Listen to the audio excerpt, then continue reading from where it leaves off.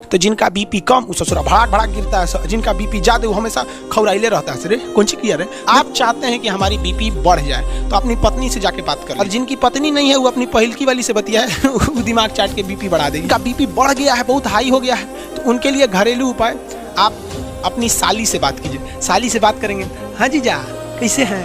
एकदम बढ़िया, तुरंत बीपी घट जाए। ब्लड प्रेशर देखते हैं, जिसे हम लोग शॉर्टकट में बीपी कहते हैं, हिंदी में इसे कहते हैं रक्तचाप।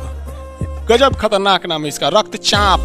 ब्लड प्रेशर, ब्लड प्रेशर क्या होता है कि आर्टरीज और वेन्स में लगने वाले प्रेशर को हम लोग ब्लड प्रेशर कहते हैं। ये नसों, ये किसके द्वारा ये जनरेट किया जाता है? तो ये ब्लड प्रेशर जनरेट किया जाता है हार्ट द्वारा, और हार्ट के किस पोर्शन द्वारा?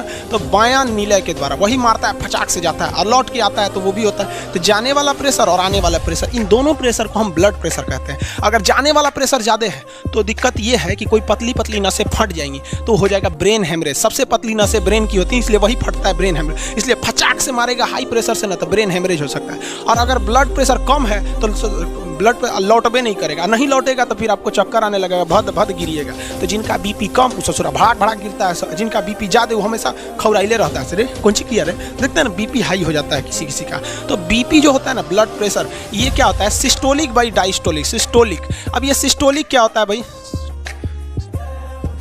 Systolic pressure by diastolic.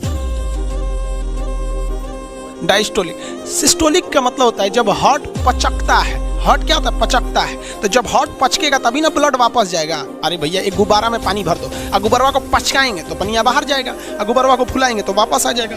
तो ये क्या होता है? जब हार्ट क्या होता है? सिकुड़ता है, शिथिलन। क्या होता है? सिकुड़ता है। सिकुड़न लिख दें।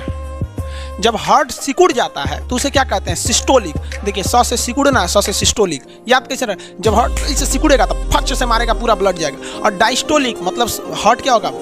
क्या हो रहा? फैल रहा है, हार्ट का फैलना।